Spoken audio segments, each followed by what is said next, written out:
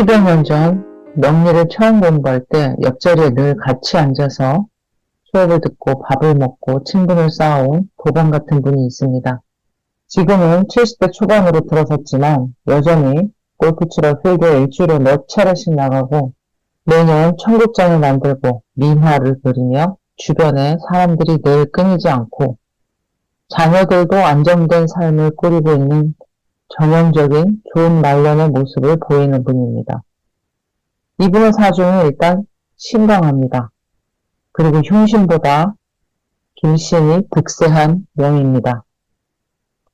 비견이 강하게 월지와 월간에 자리하고 있고 식신이 천간에 떠있으며 지지와 천간의 인성이 적당한 포지션을 취하고 있습니다.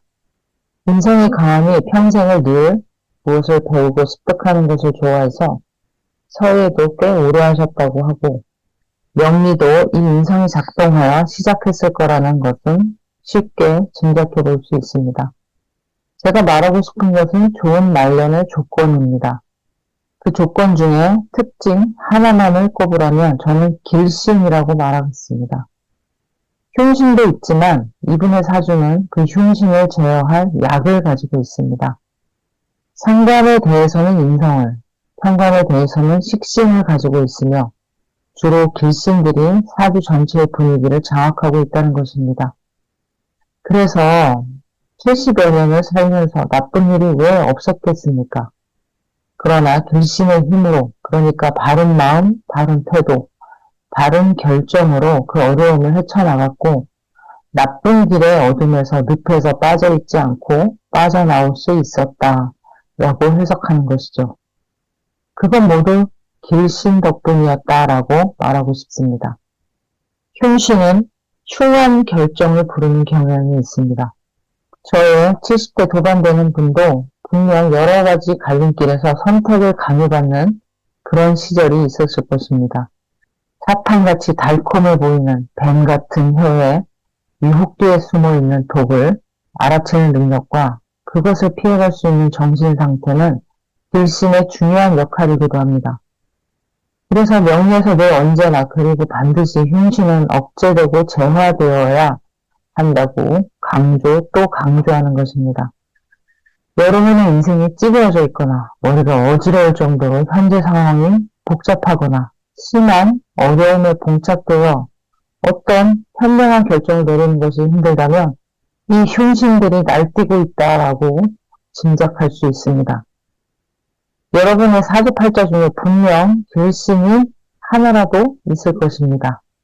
인생 갈 길이 방향이 헷갈린다면 이 귀한 길신 하나를 붙들고 매달리시기 바랍니다.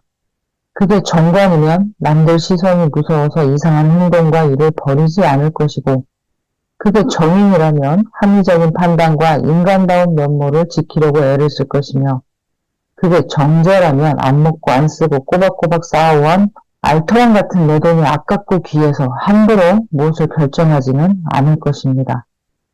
그런 길신도 운에서 일시적으로 망가지는 때가 있습니다. 안타까운 일이지만 그런 때는 시간이 지나길 바라는 수밖에 없습니다. 그 구렁텅이에서 헤어나오는 것도 다 때가 되어야 하고 이미 망가진 소중한 것이 회복되는 것도 절대적인 시간이 필요한 것입니다. 가장 바람직한 것은 위에서 말한 좋은 말년의 시간을 보내고 있고 평생 굴곡 없이 평탄한 인생을 사는 것처럼 보이는 70대 도반의 인생이 아닌가 싶습니다. 여러분의 말년 꼭 길신의 행운과 올바름이 함께하길 기원하겠습니다. 여러분의 소소한 응원도 같이 부탁드립니다.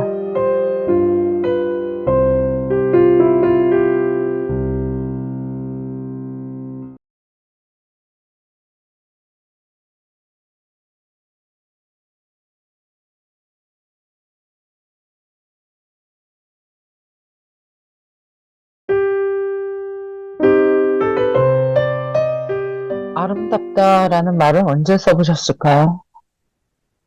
일상에서 아름답다, 장관이다, 행복하다, 기분 좋다라는 말을 쓰는 일이 그리 흔치는 않은 것 같습니다. 봄이 주는 생명의 탄생과 가을이 주는 생명의 죽음은 둘 다 아름다움을 느끼기에 충분하니 아이러니합니다. 탄생만큼 죽음과 사그라드는 모습도 아름다울 수 있다는 것을 자연이 알려주는 것 같기도 하고요. 곱게 늙어야 되겠다라는 생각이 번뜩 들기도 합니다. 봄만큼이나 아름다운 가을입니다. 나이가 들면서 주변의 사소한 것들이 그리고 계절의 변화가 사람들의 가식적이지 않은 작은 마음이 아름답게 느껴질 때가 있습니다. 봄이든 여름이든 겨울이든 사계의 변화하는 모습은 사람들에게 충분한 감동을 주고도 남는 것 같습니다. 어릴 때는 이런 계절의 변화를 거의 느끼지 못하고 살았던 것 같은데 나이가 들면서 시간이라는 절대적인 가치에 대해서 생각하는 기회가 많아지면서 이렇게 시간의 변화를 가시적이고 확실하게 보여주는 사계의 변화무쌍한 모습에 더욱 매료되는 것 같습니다. 명리에서 계절의 절정은 자오묘유, 왕지에서 이루어집니다. 달력으로 12월, 6월, 2월, 그리고 10월이죠. 음력의 시간이 돼야 사람들은 제대로 이 계절의 왕지의 기운을 느끼게 됩니다. 자연의 시간은 인간의 시간보다 반발 앞서는 것처럼 느껴지네요. 음력으로 요즘은 9월 하순입니다. 이제 11월 8일, 음력으로 9월 25일이 돼서야 개해열로 넘어가서 11월 입동 겨울이 되었습니다. 옛 사람들이 음력을 중요하게 생각했던 이유가 여기서 확실히 나옵니다. 인간의 시간이 아닌 자연의 시간에 맞추기 위함이죠. 자연의 시간에 발맞추어 씨를 뿌리고 거두어야 했으니 자연에 순응하기 위해 음력의 시간을 따라야 했을 것입니다. 명리에서는 인간의 시간이 아니라 24절기, 즉 자연의 시간이 언제나 기준이 되니 11월이니 12월이니 하는 이야기는 거의 의미가 없다는 생각입니다. 24절기는 작게 혹은 크게 작용하는 변곡점이 되고 인간은 충분, 추분, 하지, 동지와 같은 큰 계절의 구분에서만 그 계절의 변화를 느끼니 미세한 계절의 변화에 관심이 있으시다면 24절기마다 바뀌는 빛과 환경의 변화를 관찰해 보시는 것도 좋을 것 같습니다. 그러면 앞에서 말한 아름다움을 더 자주 섬세하게 느끼실 수 있을 것 같습니다. 여러분의 소소한 응원을 부탁드립니다.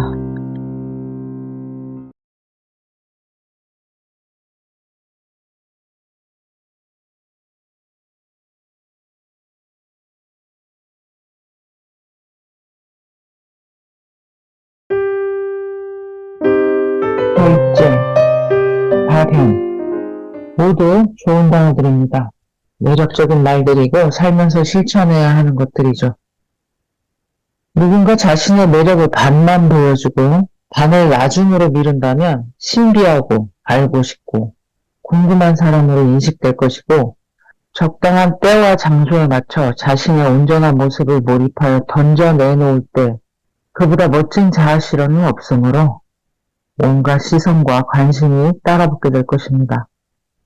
사람은 내면을 실현하고 발산하기 위해서 산다고 해도 틀리지 않습니다.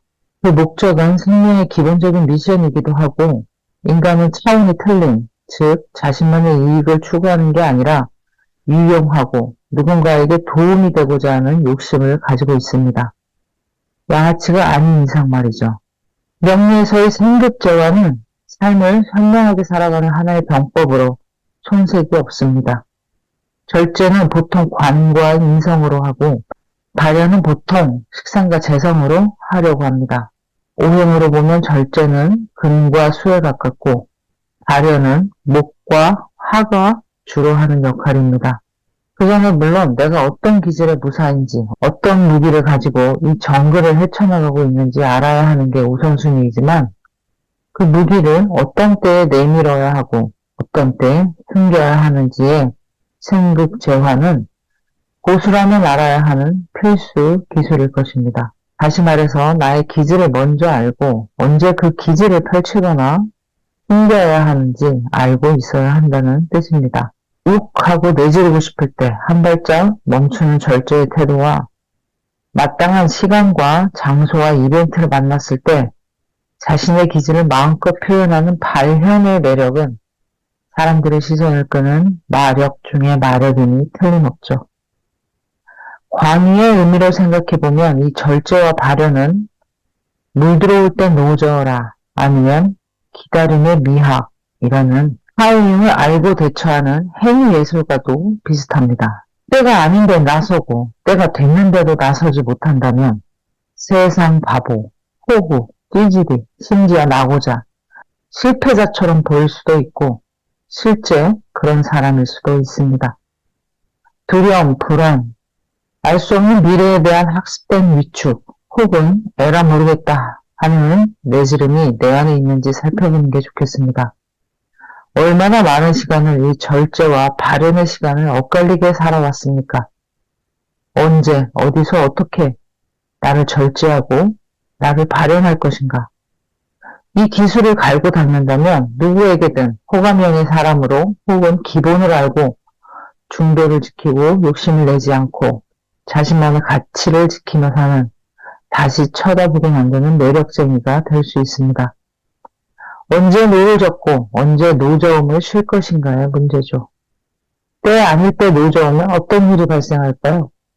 중화가 잘된 명은 이런 고민이 작지만 편견된 명은 늘 롤러코스터를 타는 듯한 밀물과 썰물에 휩싸임에 멀미가 날 수도 있습니다.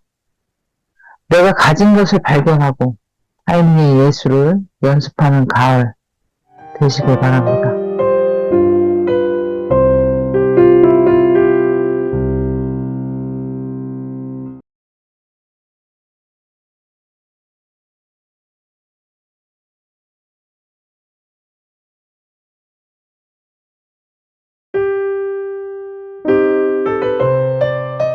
인생 답 없습니다. 철학이 어려운 것은 답이 없기 때문입니다.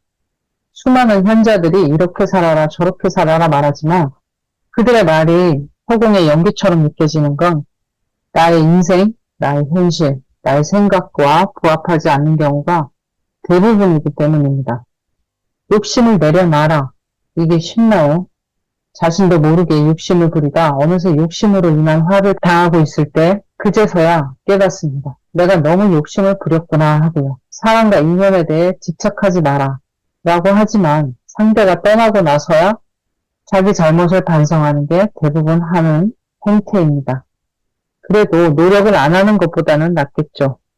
그래서 자기 성찰이 늘 필요한 것 같습니다. 누구도 내 인생에 해답을 가져다 줄 수가 없습니다. 저도 명리상담을 하며 이렇게 저렇게 방향성을 알려주고 제시하지만 그 말을 받아들이고 새겨듣는 사람들은 소수입니다. 일단은 그런 말을 인정하고 싶지 않아 합니다. 그리고 자기 뜻대로 합니다. 간혹가다 시간이 지나서 그때 저한테 그런 말을 했었는데 그 말대로 됐습니다 라고 소식을 전하는 사람들이 있기는 합니다. 그런 것을 보면 자신에게 영향을 미치는 말이나 조언은 잘 기억을 하고 있었던 모양새입니다. 저도 상담을 하면서 모든 걸 알지는 못합니다. 사주팔자의 해석이란 그 팔자에 있는 에너지를 평생 쓴다는 개념이고 그 에너지를 보니 이런저런 방향으로 선택과 결정을 하겠구나 하고 참고할 만한 조언을 해주는 것이라고 상담받는 사람들이 이해를 하면 맞습니다. 사주팔자 풀이가 어려운 것은 그 당사자 한 사람의 의지와 에너지 발현이 전부가 아니라 그와 맞물려 있는 배우자, 친구, 회사, 동료, 자식, 친척, 우연히 만난 어떤 이들과의 에너지 상호작용에서 오는 복잡계의 미지의 영역도 많이 포함되어 있기 때문입니다. 그러나 지난 10여 년의 경험상 그런 미지의 변수들을 생각하지 않고서라도 그 사람의 사주팔자와 대운의 기운에 따라 벌어지는 사건과 선택, 결정은 매우 높은 확률로 들어맞는다는 결론입니다.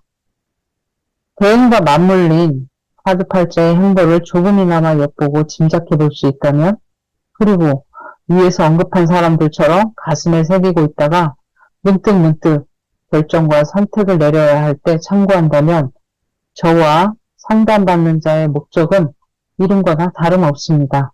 인생에서 해답이 어디 있겠습니까? 이러니까 이렇게 하세요.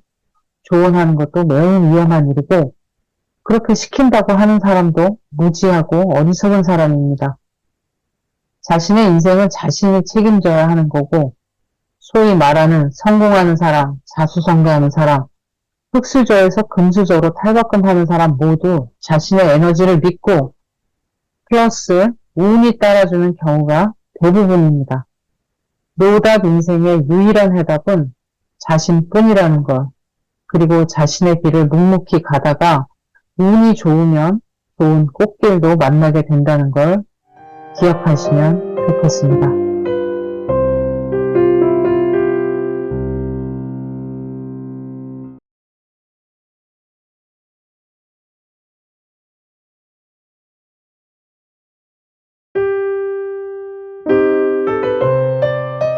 예전에도 그랬지만 나이가 들수록 시간이 아깝다는 생각이 절실해집니다. 그리고 돈보다 그 어떤 것보다 시간의 가치가 새삼 더더욱 크게 느껴지고 조금이라도 더 보람되게 시간을 보내고 싶다는 생각이 짙어집니다. 세상에서 가치를 환산할 수 있는 것들은 싼 그리고 저렴한 것들입니다. 정말 가치 있는 것들은 보이지도 않고 돈으로 가치를 매길 수 없는 것들이죠. 재능, 우정, 사랑, 시간, 지식과 지혜와 같은 무형의 어떤 것들 말입니다. 무한정 주어질 것만 같았던, 처치 곤란하게만 느껴졌던, 그리고 무료했던, 지긋지긋했던 그 시간이라는 녀석이 이제서야 그렇게 소중하게 느껴질 수가 없습니다. 미뤄만 두고 못했던 게 뭐지? 나를 위해 쓰지 못했던 시간은 얼마지? 내 재능을 펼쳤던 시간은 얼마나 될까? 세상에 아름답고 귀한 장면이나 환경을 지나친 건 또 얼마나 되지? 제대로 느끼지 못하고 이리저리 부표하며 내 마음과는 별개로 휩쓸려서 쓰나미처럼 보내버린 내 시간들. 그 시간들을 후회하는 것은 아닙니다. 그때 그 시간으로 돌아간들 아마도 그때의 지식과 경험치와 어리석음은 그대로일 것이기에 아마도 같은 행태를 하고 있을 가능성이 더 크겠죠. 성장과 발전을 위한 시행착오의 시간도 인생에서 있을 수밖에 없고 그 시간을 낭비된 시간이라고 절대 볼 수 없습니다. 그 시간들이 있었기 때문에 지금의 깨달음이나 지금의 경험치를 그나마 가지게 된 것이죠. 다행히도 대운이 봄, 여름 순으로 순행하고 있어서 나무가 자라듯 몸과 마음이 성장하고 있다는 생각입니다. 가을, 겨울로 갔으면 아마도 몸과 마음이 쪼그라들지 않았을까 싶네요. 병화가 맞이하는 사화의 찬란한 대운에 무엇을 해야 할지, 나의 때를 만난 병화는 무엇을 해야 가장 자신을 잘 발현할 수 있을지 생각도 하고 실천으로 옮기는 하루하루를 보내고 있습니다. 몇 년이 지나고 나서 되돌아봤을 때 그때 그 시간을 참 잘 보냈다라는 생각이 들게 말이죠. 잘 썩어가는 시간, 그래서 나중에 나 자신뿐만 아니라 누구의 밑거름이 될 수 있는 보이지 않는 시간을 그나마 작게라도 손에 쥘 수 있는 유형의 어떤 것으로 만들어 놓는 그런 초가을의 시간을 보내고 있습니다. 여러분의 초가을 시간은 어떠신가요? 귀한 곳에서 귀한 사람들과 시간을 보내고 있기에 기원드리겠습니다. 여러분의 소소한 응원도 부탁드립니다.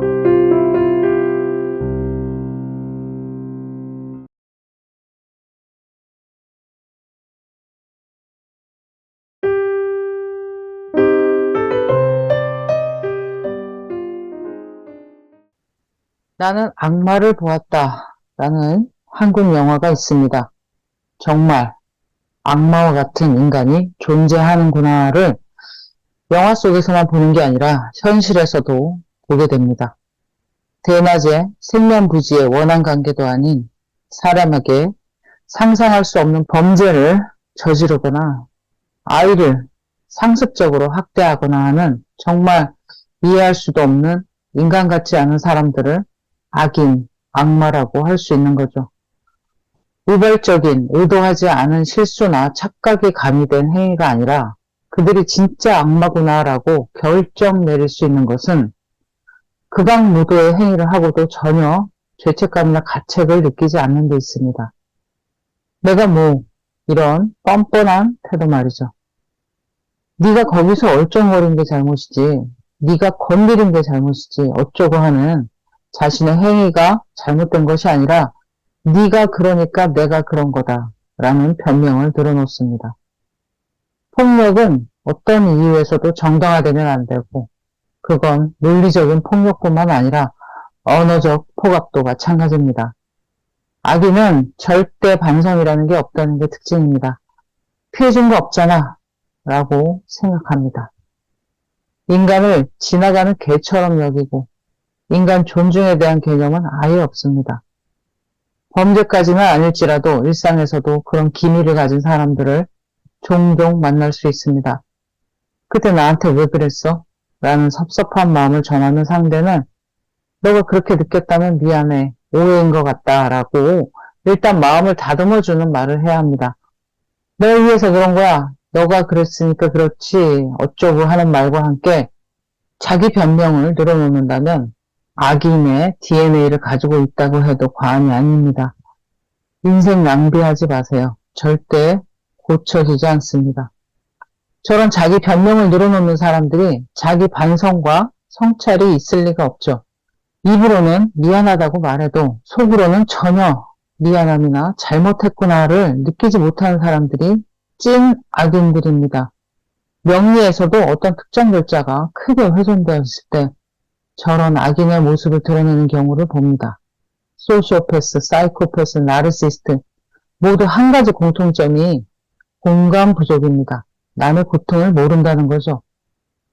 그러니 반성이나 미안함 따위는 없는 것이고요. 언제 어디서 마주치게 될지 모르는 저런 악인들은 우리 주위에도 있을지 모릅니다. 그들이 하는 언어, 말을, 행동을 잘 보세요. 뻔뻔함과 잔혹함, 비공감의 행태를 분명히 보일 겁니다.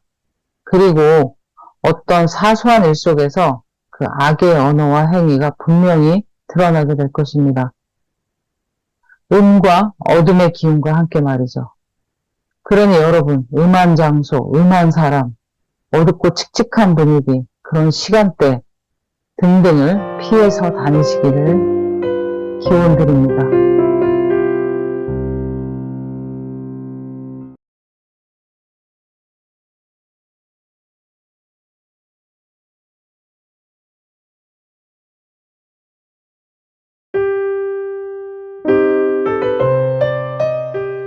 때때로 혹은 자주 혼자 있어야 하는 이유는 여러 가지가 있습니다. 세상은 음양오행의 기운이 뒤섞여 그려지는 추상화와 같습니다. 형형색색의 물감이 뒤덮여 있는 알 수 없는 그림 속에 나의 존재가 점이라는 형태로 있는 것일 뿐입니다.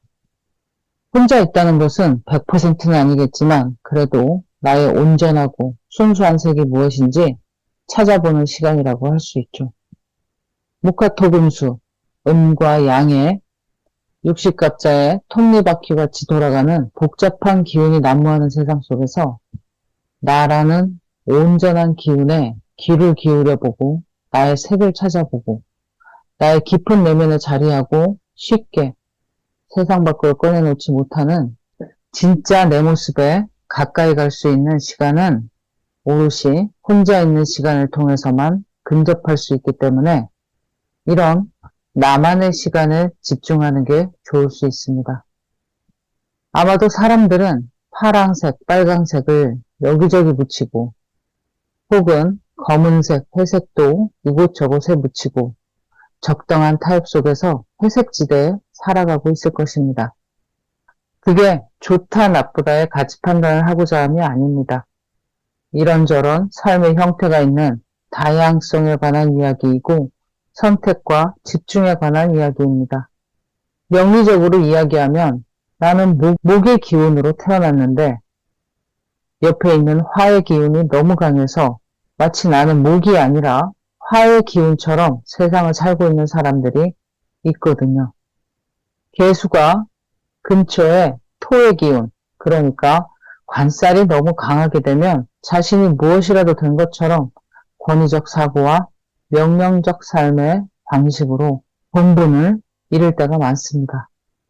개수는 개수답게, 병화는 병화답게, 목은 목답게, 금은 금답게 그렇게 사는 것을 잃어버릴 수 있고 더 나아가 내 본질을 찾아야 하는 이유도 모르고 그냥 사는 대로 살게 되는 수가 많습니다.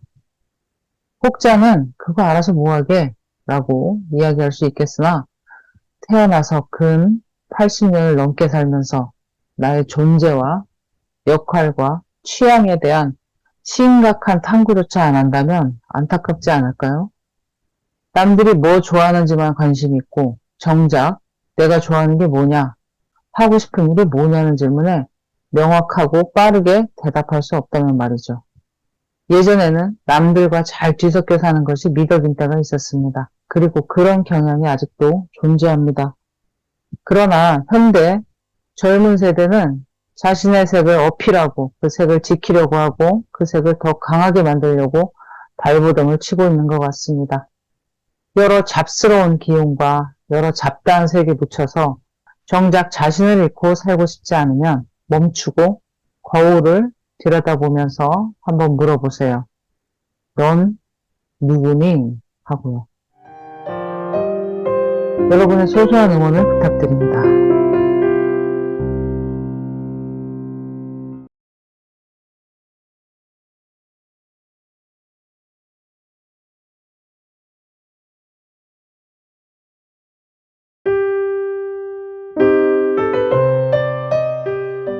주식에서도 영어에서도 명리에서도 비법 찾아 산만리 스승을 찾고 그들이 해왔던 것의 성공 스토리를 전수받으려고 하는 사람들이 많습니다.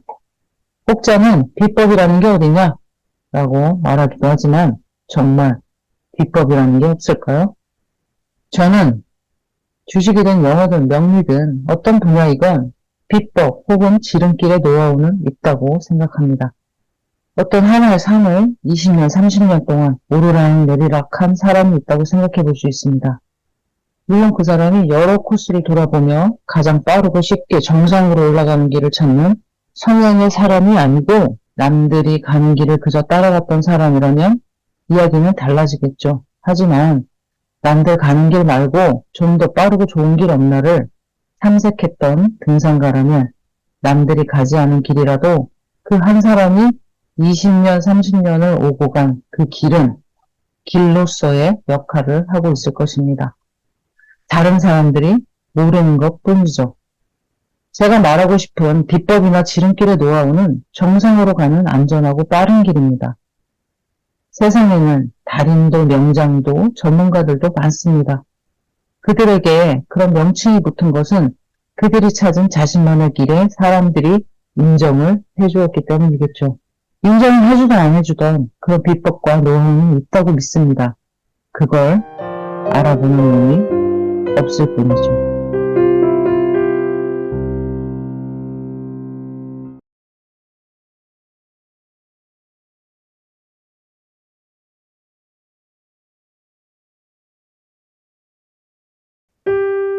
사주팔자에서 혼자 사는 이유 혹은 이혼을 할 가능성이 높은 이유를 찾아보자면 뚜렷한 몇 가지가 있습니다. 여성의 경우를 들어보겠습니다. 첫째는 상관이 천간에 드러나 있는 경우입니다. 자유로운 영혼입니다. 누가 속박하는 거 참기 어렵습니다. 예능, 예술가 기질이 농후합니다.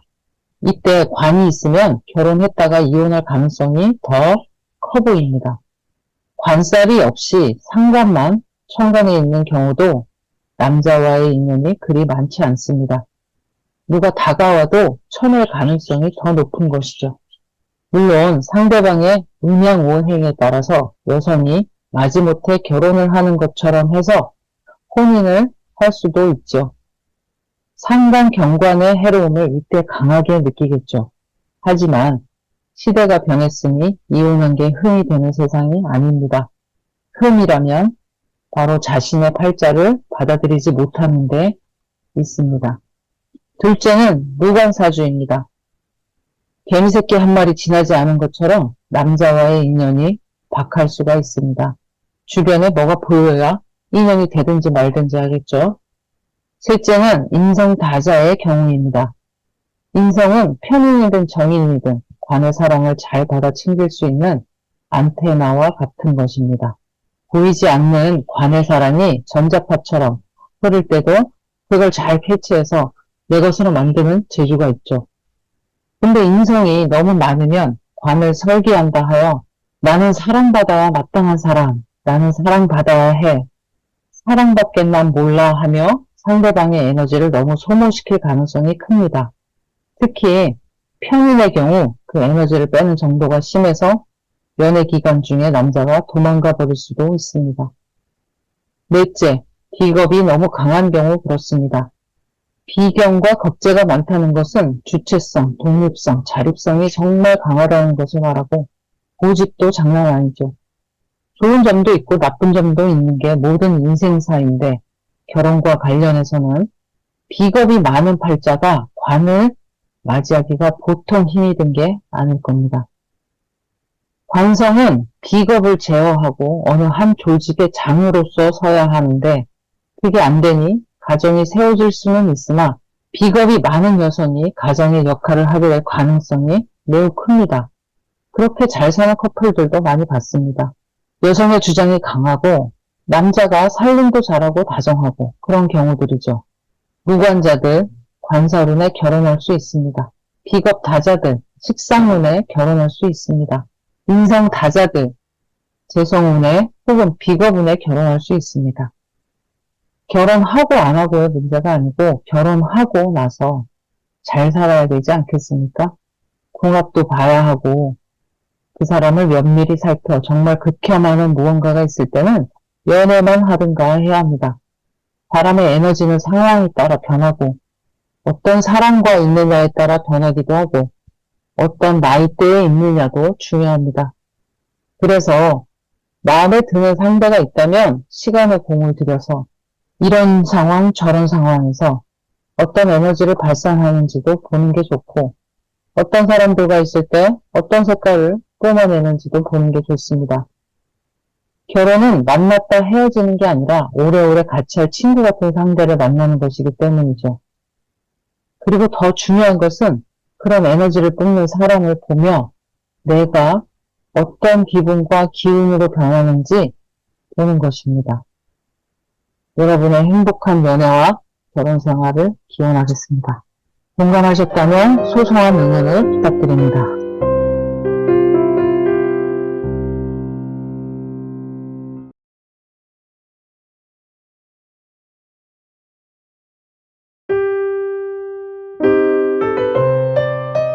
빛나지 않는 것은 별이라고 하지 않습니다.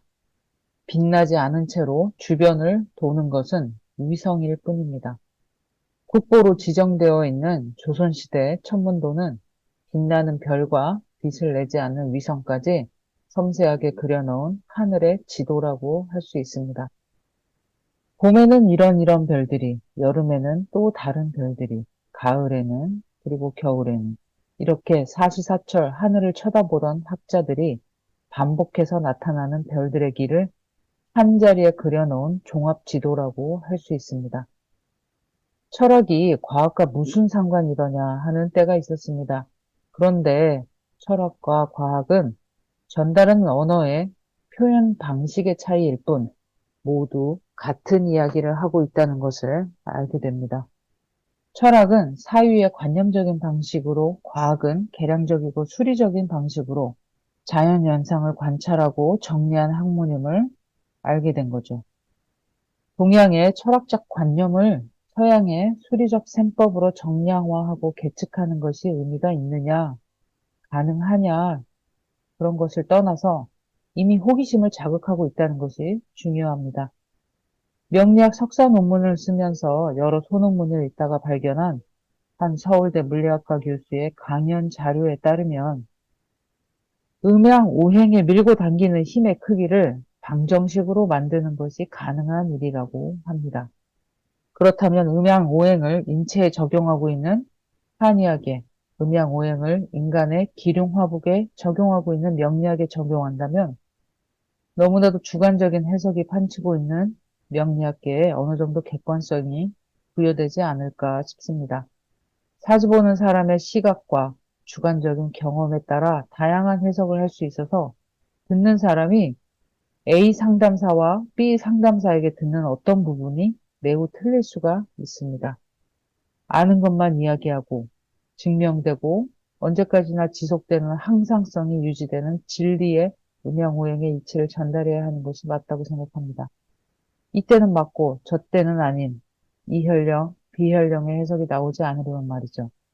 그리고 더불어 명리의 해석이 신기와 점이 아니라 동양철학 사유방식의 한 부분이라는 것을 많은 사람들에게 설득하기 위해서는 명리의 과학적 뿌리를 사람들에게 알릴 필요가 있을 것 같습니다. 그러면 그때서야 명리는 위성이 아니라 빛을 발하는 별로서 그리고 학문으로서 자리 잡을 수 있지 않을까요? 명리학의 별빛을 위한 여러분의 소소한 응원 부탁드립니다.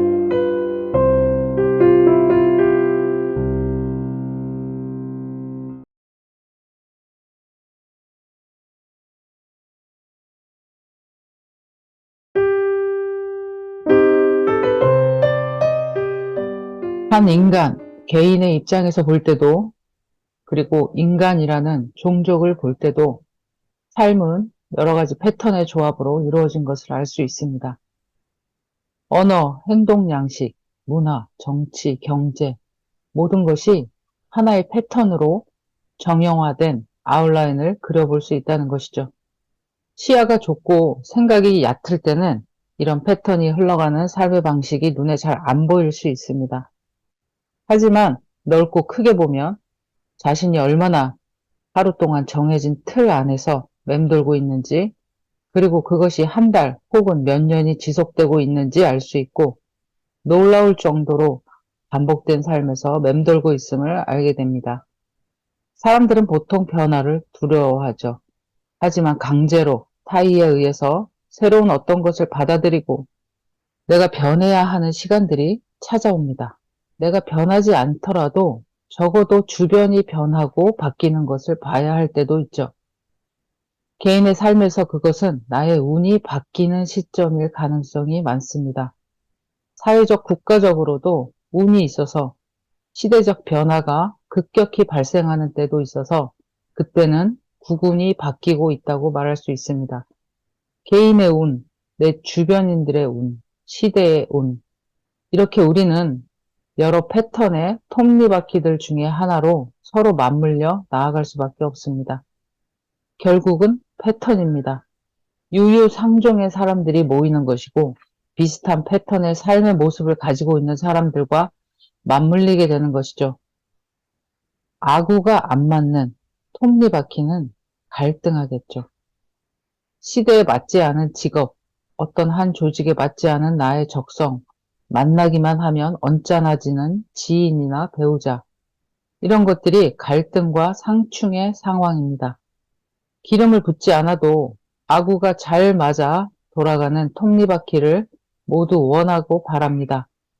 그 와중에 나의 톱니 중에 하나가 빠져 있는지, 내 삶의 패턴의 속도가 다른 톱니바퀴들의 속도에 맞춰 돌아가고 있는지, 나의 삶의 궤도를 한번 점검해 보는 것도 좋을 것 같습니다.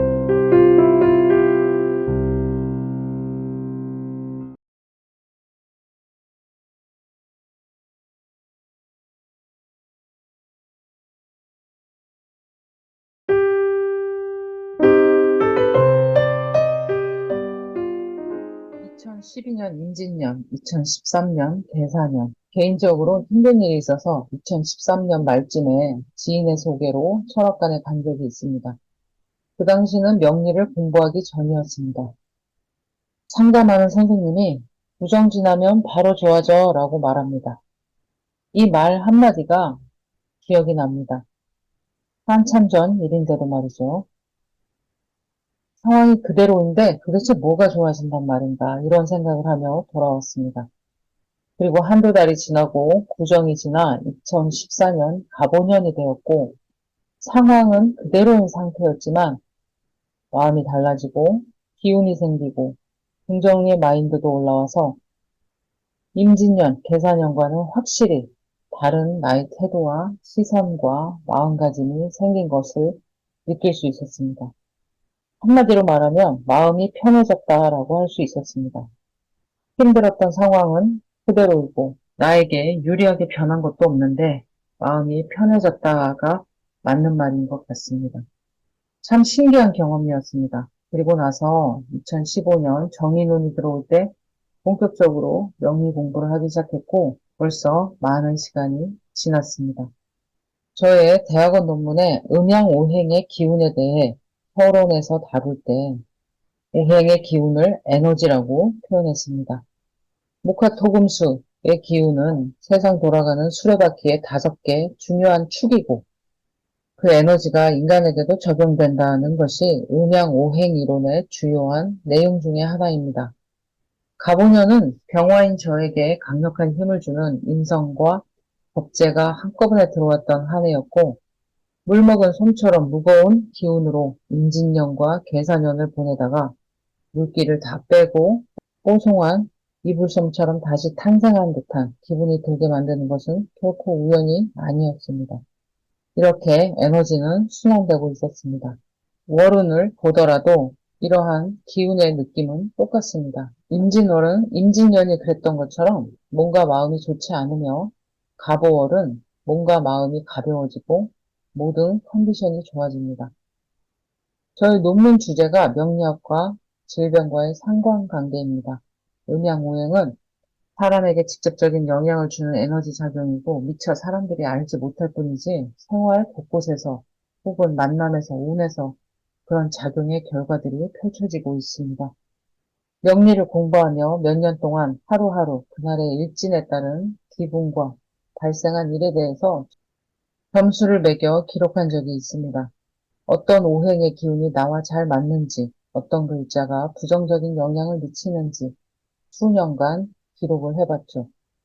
그래서 어떤 날 조심해야 할지를 알고 나에게 긍정적인 좋은 날과 어떤 해가 어떤 때인지를 알고 있습니다. 저도 계속해서 명리를 공부하고 연구하고 있지만 알면 알수록 신기할 때가 많습니다.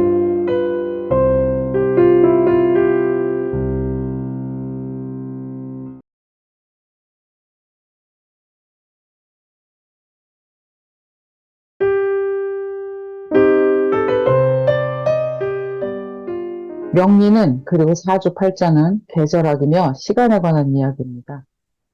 사람의 기분은 간사해서 조금만 바람이 살랑거려도 기분이 좋아집니다. 햇살이 조금만 따스해도 미소가 지어지고요. 너무 건조하지도 너무 습하지도 너무 뜨겁지도 너무 춥지도 않은 쾌적한 날이 6월 하지 전까지는 지속될 것입니다. 6월 망종이라는 절기는 24절기 중에 제가 가장 선호하는 시간입니다. 그 망종을 전후로는 그냥 숨만 쉬고 있어도 좋은 시간들입니다. 제가 미리 알려드렸으니 여러분도 기억했다가 그 시간들의 기분이 어떤지 한번 체크해 보시는 것도 좋을 것 같습니다. 시간은 잘 굴러가는 자동차와 같습니다. 그 자동차가 뜨거운 아스팔트 위를 달리느냐, 한파 속에서 눈밭위를 달리느냐, 꽃이 활짝 핀 꽃길을 달리느냐, 그것이 문제죠. 한반졸습의 기후와 사주팔자는 뗄 수 없는 깊은 관계가 있습니다. 시간을 달리는 나는 어떤 시간 속에서 있느냐를 보는 것이 사주팔자 해석의 핵심입니다. 겨울에 태어나 봄과 여름의 따스한 그리고 후덥지근한 시간을 지나고 있다면 좋다고 할 수 있습니다. 여름, 사막과 같은 곳에서 태어난 어떤 이가 서늘하고 시원한 시간으로 가면 좋은 것이죠. 계속해서 비가 오는지, 서리가 내릴 것인지, 비 한 방울 내리지 않는 조율한 날씨를 만날 것인지, 폭풍 같은 바람으로 심란할 것인지, 당신의 인생 날씨를 알려주는 기상청과 같은 것이 사주팔자 일기예보인 것입니다.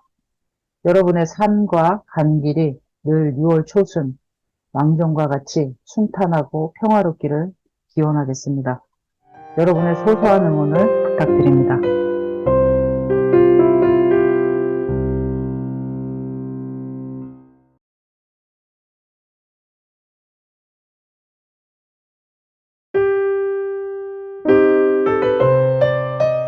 빛 이론은 제가 만든 것입니다.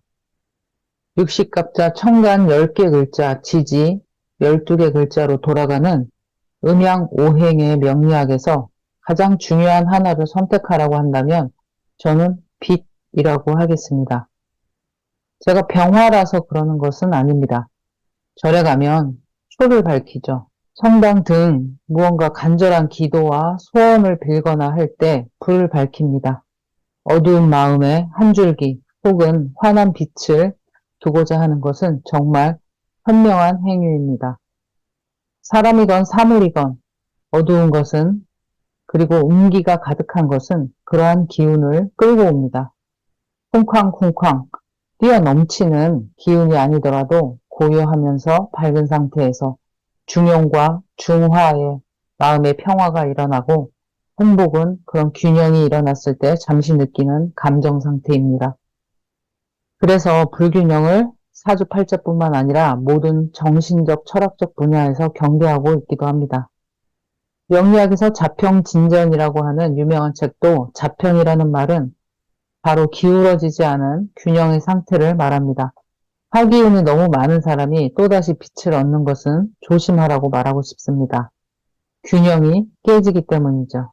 하지만 빛이 부족한 상태의 사주팔자들을 많이 봐온 저로서는 그런 명을 가진 분들에게는 반드시 물리적, 심리적 빛을 찾으라고 이야기하고 강조하겠습니다. 밝은 사람과 어울리시고 고요하지만 따뜻한 감정을 가진 사람들을 주변에 두시고 그런 사람 찾기 어려우면 그런 영상, 음악, 장소, 시간대 등을 잘 이용하시면 됩니다. 집안에 두는 물건도 낮은 채도이지만 밝은 색의 어떤 것으로 물품을 놔두거나 그림을 걸거나 화초를 키우거나 하는 등 할 수 있는 방법은 정말 많습니다. 여러분의 하루가 빛으로 충만하길 기원하며 병화인 절 빛이 조금이나마 전달될 수 있기를 바라는 마음입니다.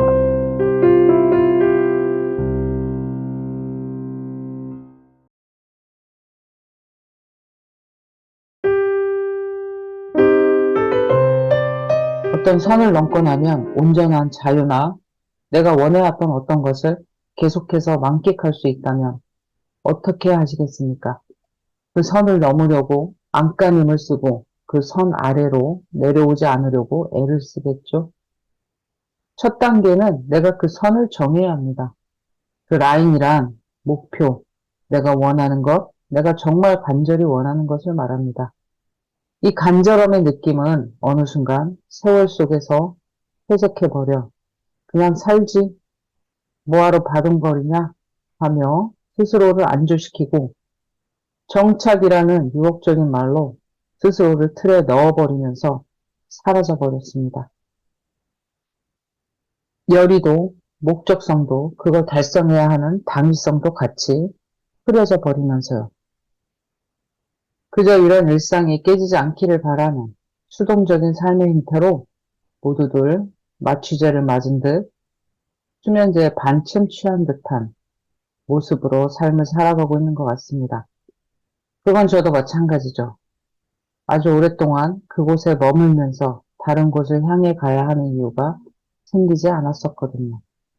그런데 요즘 대운이 바뀌어서 확연히 마음과 몸에 변화가 오고 그 선을 넘고 싶다라는 간절함이 싹트기 시작한 걸 조심스럽게 느낄 수 있습니다. 그리고 어떻게 하면 그 선을 넘을 수 있을까에 몰입하고 집중하며 시간을 보내고 있죠. 20대 때 대학원 합격이라는 너무나 뚜렷한 골라인이 보인 이후로 이렇게 선명한 꼬린 지점이 보이고 설정되기는 처음인 것 같습니다. 20대, 30대에 너무 열심히 살아서 번아웃이 너무 일찍 왔었죠. 그래서 아무것도 하기 싫은 상태가 꽤 오래 지속됐습니다. 그리고 오래 쉬고 나니 또 에너지가 생긴 것 같습니다. 대운의 변화가 저는 그 에너지의 원천이라고 거의 확신하는 편입니다. 운이 변화하지 않으면 그 어떤 각성과 생각의 전환과 실천이 일어나지 않는다고 생각하기 때문입니다. 러닝머신 위에 올라가서 1시간씩 걸으면서 하는 생각이 있습니다. 30분 걸었으면 이제 나머지 30분은 온전히 내 몸에 흡수되어 그 어떤 좋은 것이 있는데 그 후반 30분을 내가 그만두고 러닝머신에서 내려갈 수 있겠는가 하는 것입니다. 절대 그럴 수가 없겠죠. 이때까지 해온 노력과 잠재적인 방향성으로 여기까지 왔는데 그 나머지 후반부를 그만두고 놔버리고 내려놓을 수가 있겠는가 생각해 보세요. 더 나아가 그 후반부는 여태까지 해온 전반부 때문에 더 많은 결실과 열매와 온전한 삶의 자유를 얻는 여정일 텐데 그것을 스탑한다는 건 어리석은 짓일 겁니다. 하지만 어떤 특정한 선을 넘어야만 합니다. 물이 끓기 시작하는 것이 99도가 아니라 100도의 온도인 것처럼 삶에서도 임계점이 존재해서 언제 꽃이 활짝 필 것인가는 임계점을 지나야 하는 것이죠. 긴 겨울에 얼어붙은 땅 속에서 아무 일도 일어나지 않는 것이 아니죠. 엄청난 부단한 생명의 치열함이 벌어지고 있는 걸 우리는 알고 있습니다. 그리고 봄이라는 임계점에 달했을 때 그 시간이 우리에게 왔을 때 비로소 아름다운 꽃이 활짝 피는 거겠죠. 사람마다 그 넘어야 할 선과 임계점이 있는 것 같습니다. 개인적으로 그 선이 임계점이 가까워지지 않았나 하는 느낌을 요즘 받고 있습니다. 왠지는 모르겠습니다. 하지만 앞에서 말한 그 결승 라인의 선을 뚫고 들어가고 싶다라는 간절함이 그 느낌을 주는 것 같습니다. 물이 끓는 100이라는 온도 직전에 95도, 96도, 99도의 부글부글처럼 그런 느낌이 있는 듯합니다. 100도에 도달하기 전에 거의 다 왔는데 그만두면 너무 아깝잖아요. 10도부터 90도까지 살아온 나와 여러분의 인생 마지막 10도를 올려서 거기 한번 가보는 게 어떨까요? 정말 가보고 싶은 그곳이 있으신지 먼저 생각해보는 하루가 되시면 좋겠습니다. 여러분의 임계점과 골라인을 응원하겠습니다.